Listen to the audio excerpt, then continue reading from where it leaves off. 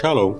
Você está em mais um episódio do podcast Exegese e Exposição. Exegese on demand para você. Eu sou Davidson Pignon, sou mestre em Ciências da Religião, professor de Exegese Bíblica no seminário, pastor congregacional e também publisher editorial. Para mim é um grande prazer ter você aqui participando todas as semanas dos episódios novos que eu venho colocando neste programa. Aproveite então para me seguir nas redes sociais, canal do YouTube, Facebook, o Telegram também. Então aproveite, há muito material interessante esperando por você nesses canais. Eu quero chamar a sua atenção para 2 cursos especiais. Além dos gratuitos, eu tenho o curso Introdução à Exegese Bíblica, que eu tenho a certeza de que vai te interessar bastante para ampliar o seu conhecimento bíblico. E além deste, eu lancei no mês passado o curso A Trindade Revelada nas Escrituras Hebraicas. Dá uma olhadinha lá, eu tenho certeza de que você vai curtir bastante todo o conteúdo desses 2 cursos especiais. É só você clicar nos links que estão na descrição deste episódio. E caso queira enviar sua dúvida para que eu possa aproveitá-la e respondê-la nos próximos episódios, basta você enviar um áudio com uma qualidade boa, né? E então estaremos aproveitando e respondendo a sua dúvida aqui em um programa posterior.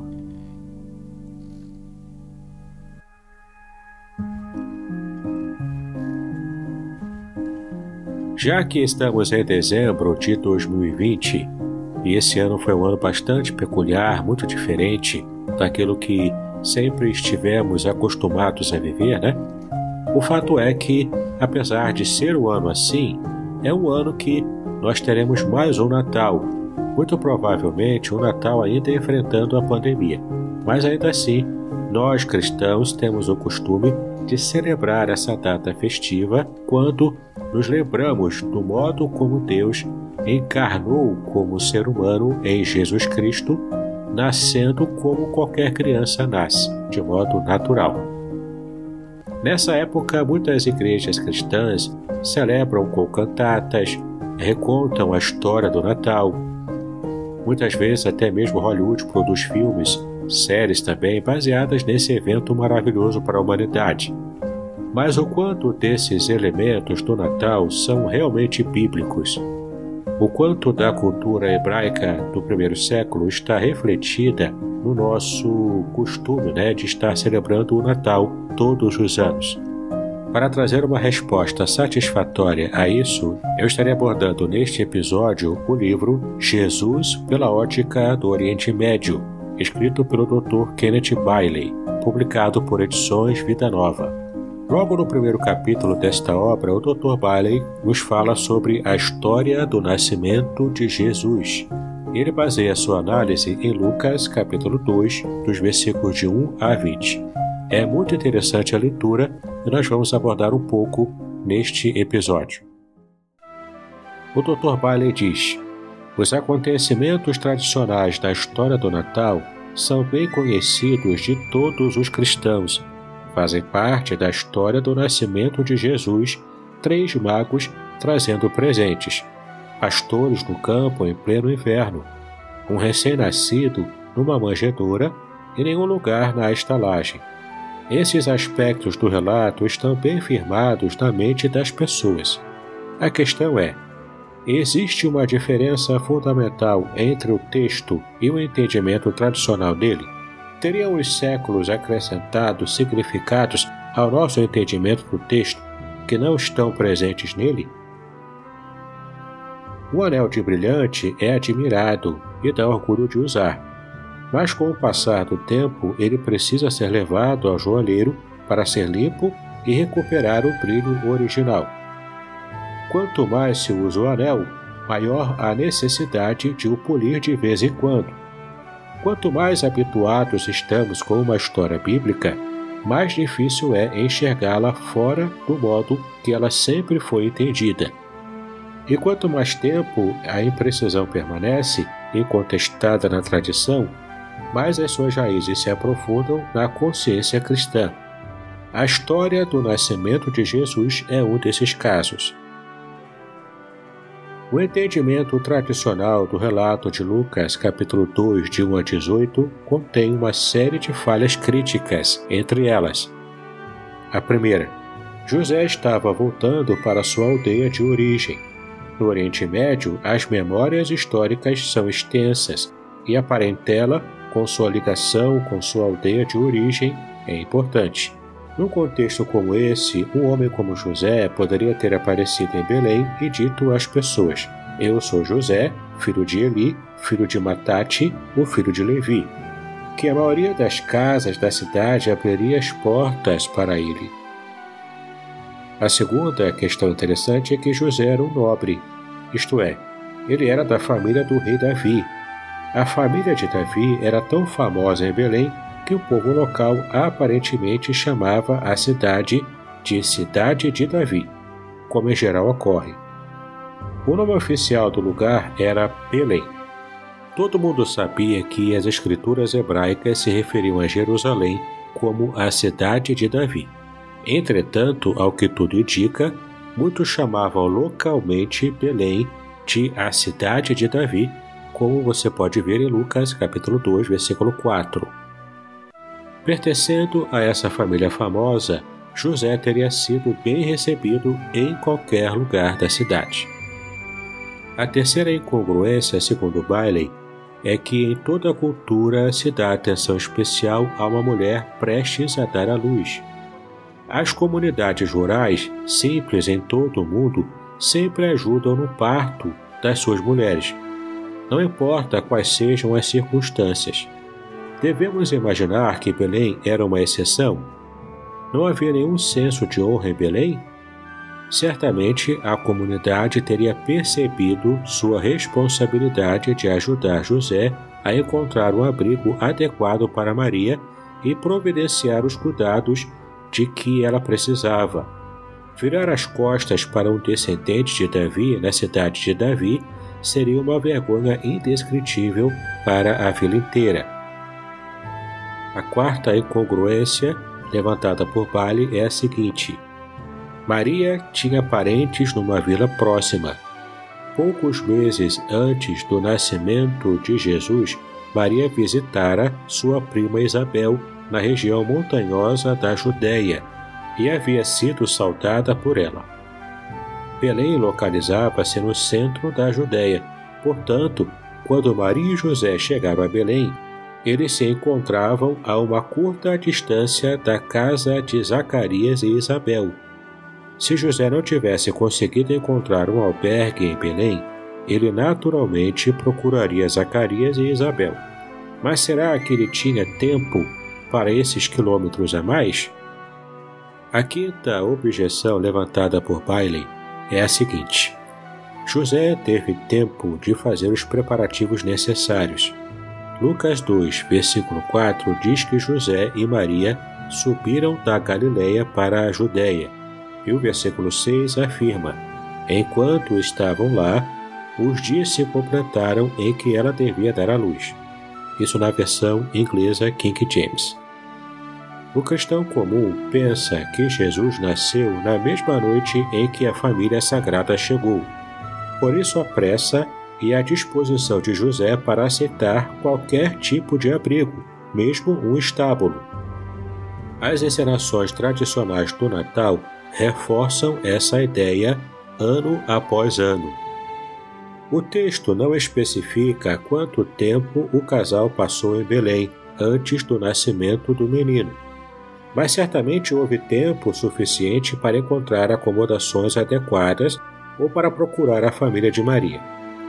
Esse mito, o da chegada à tarde da noite e com a iminência do nascimento, está tão enraizado na mente popular cristã que é importante investigar a sua origem. De onde veio essa ideia? A fonte dessa interpretação errada se originou cerca de 200 anos depois do nascimento de Jesus, quando um cristão anônimo escreveu um relato ampliado do nascimento de Jesus que sobreviveu ao tempo e se chama Proto-Evangelho de Tiago. Tiago não teve nada com isso. O autor não era judeu e não conhecia a geografia da Palestina e nem a tradição judaica. Nesse período, muitos escreviam livros e atribuíam a autoria a pessoas famosas.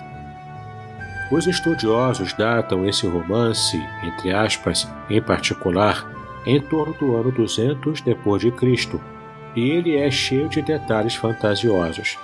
Jerônimo, o famoso erudito latino, o atacou, assim como fizeram muitos papas.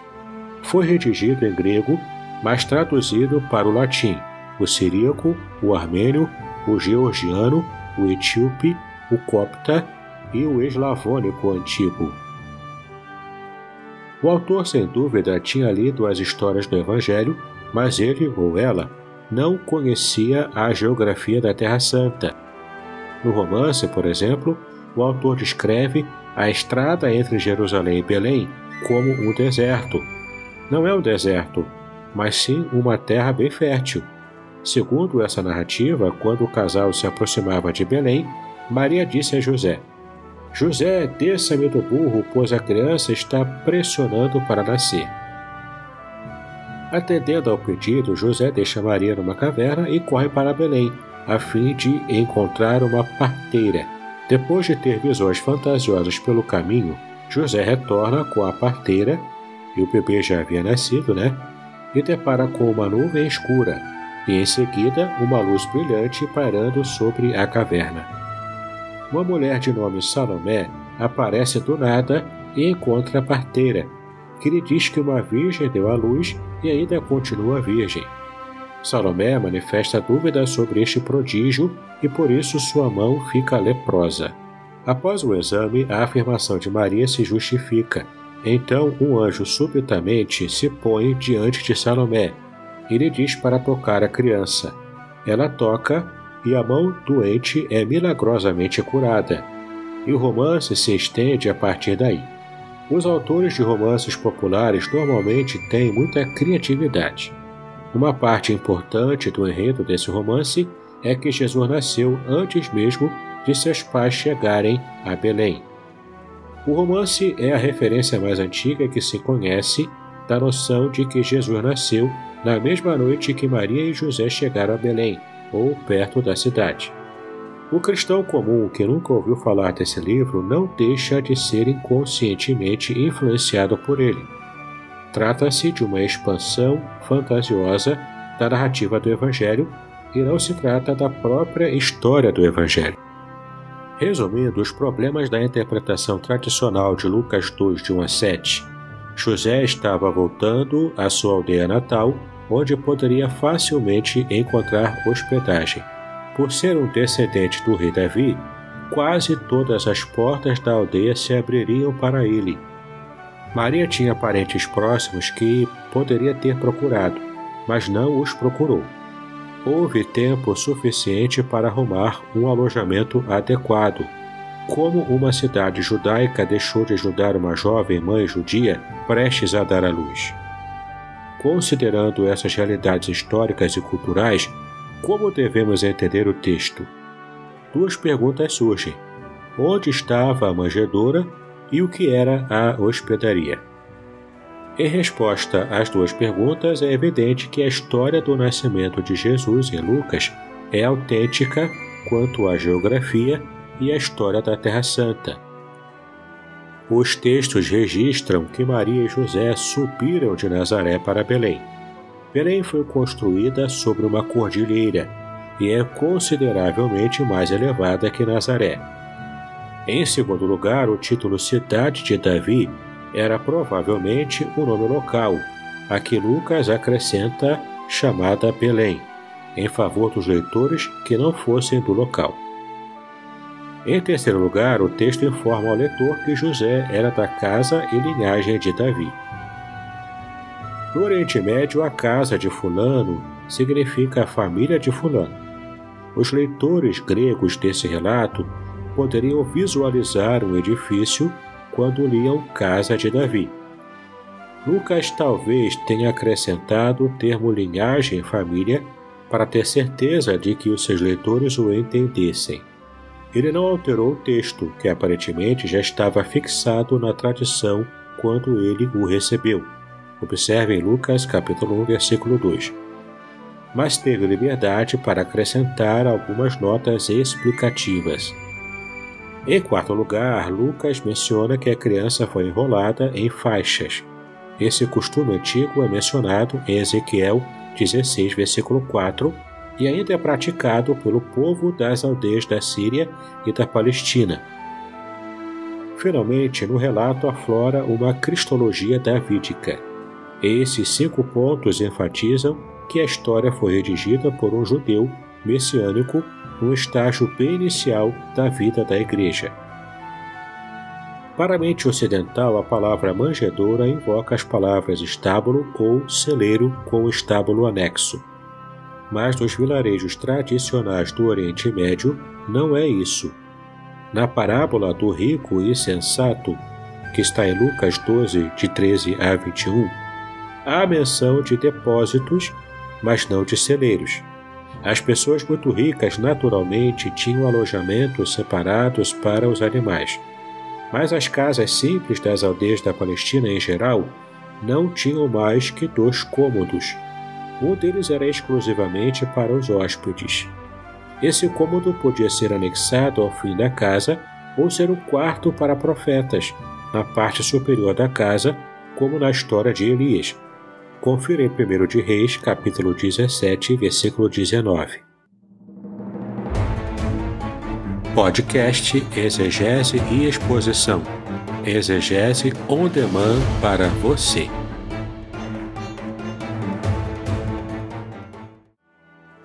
O cômodo principal era o cômodo da família, onde toda a família cozinhava, comia, dormia e vivia. A extremidade do cômodo próximo da porta ou tinha o piso rebaixado cerca de 1 metro em relação ao restante desse aposento, ou era cercada com madeira pesada. Toda noite, os animais da família, como a vaca, o burro e algumas ovelhas, eram conduzidas para essa área. E todas as manhãs, os mesmos animais eram levados para fora e amarrados no pátio da casa. Assim, o estábulo dos animais seria limpo durante o dia. Essas casas simples existiram desde o tempo de Davi até a metade do século XX. Eu as vi na Alta Galileia e em Belém. A cobertura da casa é plana e pode ter um quarto de hóspede construído sobre ela, ou então pode-se construir um quarto de hóspede anexo à extremidade da casa. A porta no andar inferior serve de entrada para pessoas e animais. O camponês quer os animais na casa todas as noites porque eles fornecem calor no inverno e ficam protegidos de roubo também. Fascinante, né? E Bailey continua dizendo: os círculos representam manjedouras cavadas na extremidade inferior do cômodo principal. O cômodo da família tem uma ligeira inclinação na direção do estábulo, o que facilita a varrição e a lavagem do local. A água e a sujeira escorrem naturalmente para baixo, para o espaço dos animais e podem ser varridas para fora da porta. Se a vaca da família tivesse fome durante a noite, podia se levantar e comer nas manjedouras do piso do cômodo. As manjedouras para ovelhas podiam ser de madeira e colocadas no chão do piso inferior. Esse estilo de casa tradicional se enquadra naturalmente na história do nascimento de Jesus e também está implícito em histórias do Antigo Testamento. Em 1 Samuel 28, Saul, hospedado na casa da médium de Endor, recusava-se a comer. A médium então pegou um novilho cevado que tinha na casa, como está no versículo 24. Matou-o e preparou uma refeição para o rei e seus servos.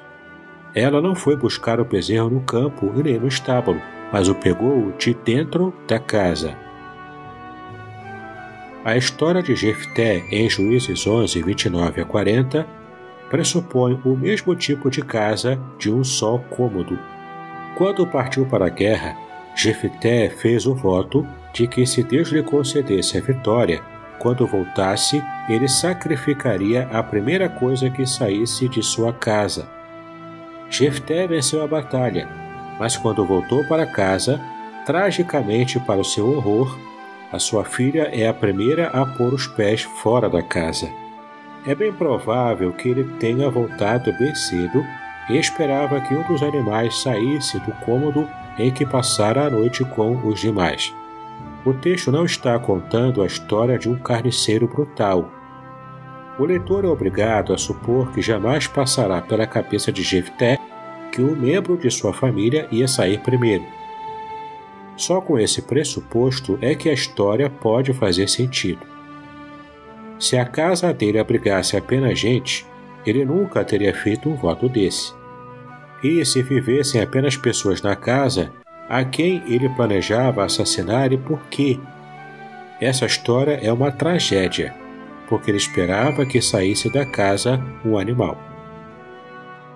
Essas mesmas casas simples também aparecem no Novo Testamento. Veja em Mateus capítulo 5, versículos 14 e 15, onde Jesus diz: Nem ninguém que acende uma lâmpada a coloca debaixo de um cesto, mas num velador, e assim ela iluminará todos que estão na casa. Obviamente, Jesus está pensando em uma casa típica de aldeia com um cômodo só. Se uma única candeia ilumina todos na casa, essa casa só pode ter um cômodo. Outro exemplo da mesma suposição aparece em Lucas 13, de 10 a 17, quando Jesus curou no sábado uma mulher que era encurvada e não conseguia endireitar-se de modo algum. Jesus a chamou e disse: Mulher, estás livre, literalmente desamarrada, da tua enfermidade. O chefe da sinagoga ficou zangado porque Jesus havia trabalhado no sábado. Jesus respondeu: Hipócritas! No sábado, cada um de vocês não desamarra da manjedoura o seu boi ou jumento para levá-lo a beber água? Veja no versículo 15. O que ele quis dizer é: hoje, no sábado, vocês desamarraram um animal. Eu desamarrei uma mulher. Como então vocês podem me culpar? O texto relata que todos os seus adversários ficaram envergonhados no versículo 17. Jesus, obviamente, sabia que toda noite os seus adversários tinham pelo menos um boi ou um jumento em casa. Naquela manhã, todos do lugar tinham levado seus animais para fora da casa, amarrando-os no pátio. O chefe da sinagoga não respondeu: Não, eu nunca toco nos animais no sábado. É inconcebível deixar os animais na casa durante o dia, e não havia estábulos. Uma das primeiras e mais bem traduzidas versões árabes do Novo Testamento foi feita provavelmente na Palestina, no 9º século.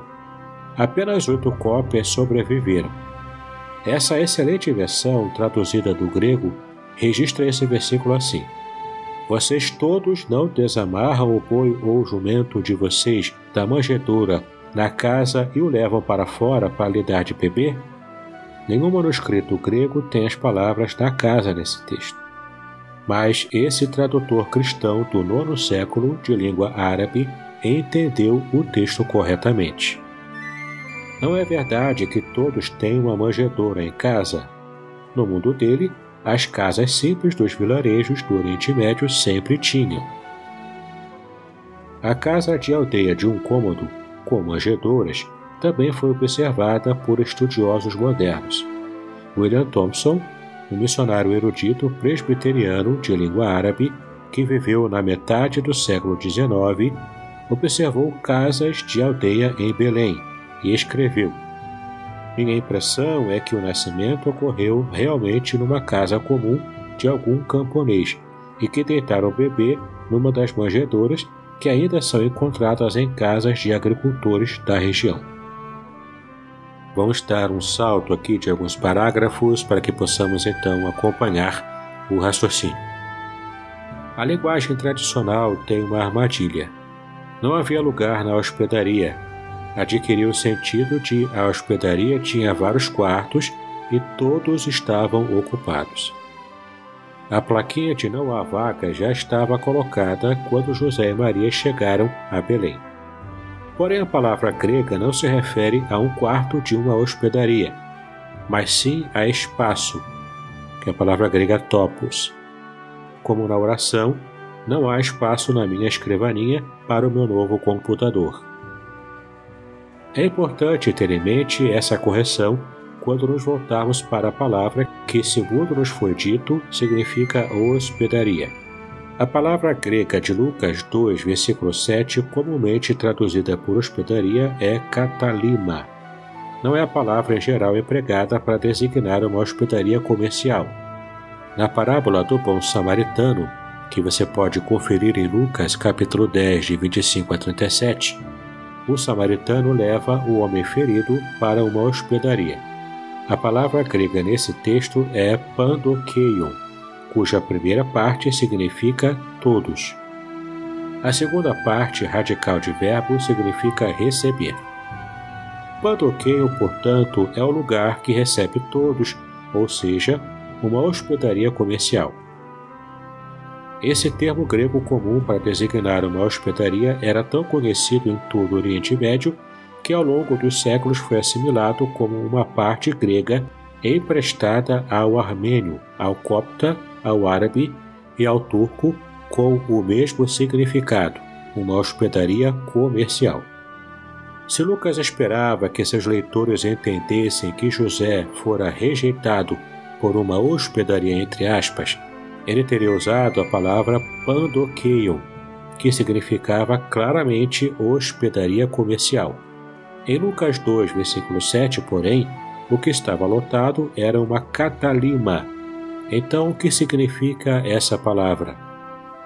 Em seu sentido literal, katalima significa simplesmente um lugar para ficar, e pode se referir a muitos tipos de abrigo.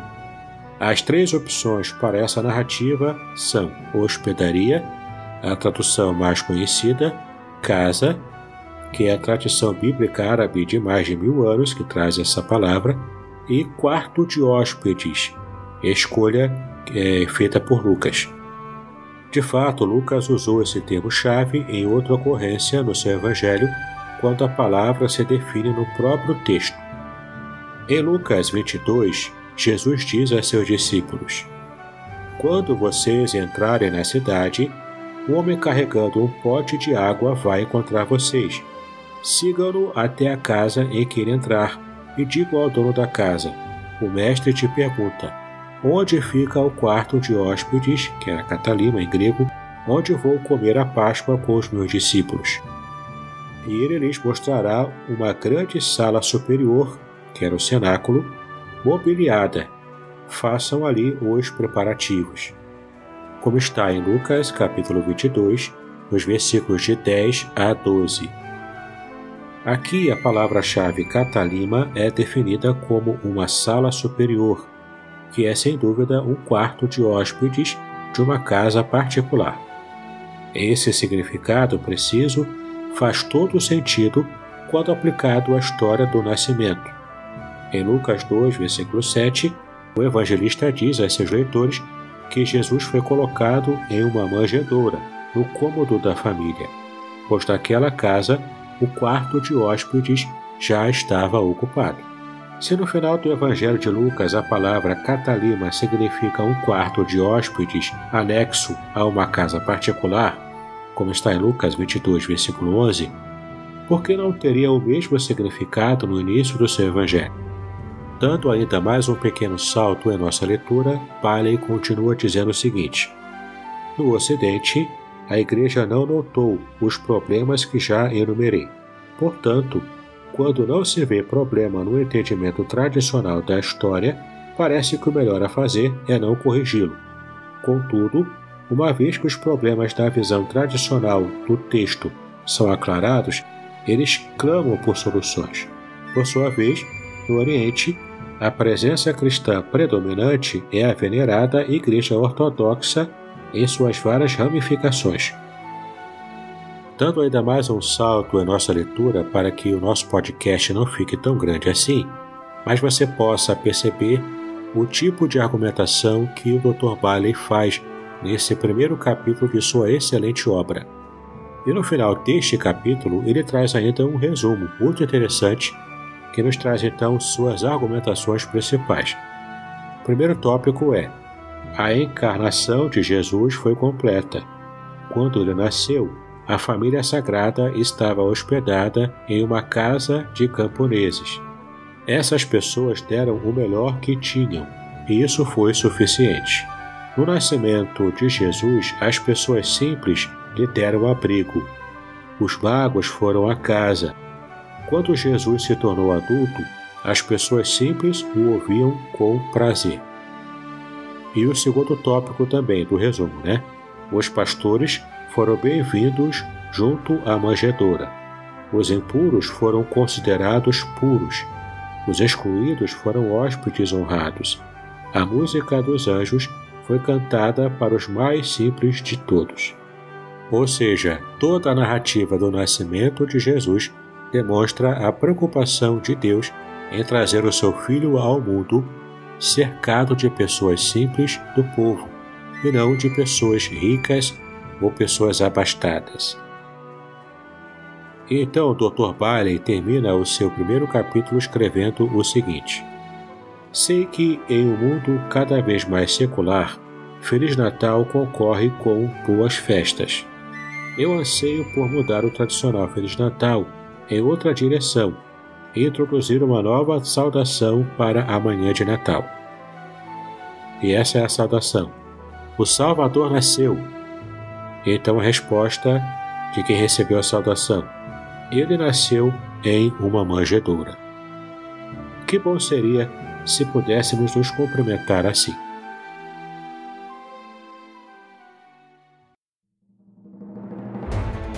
Este é um livro muito interessante que eu realmente recomendo que você esteja adquirindo e que você possa lê-lo.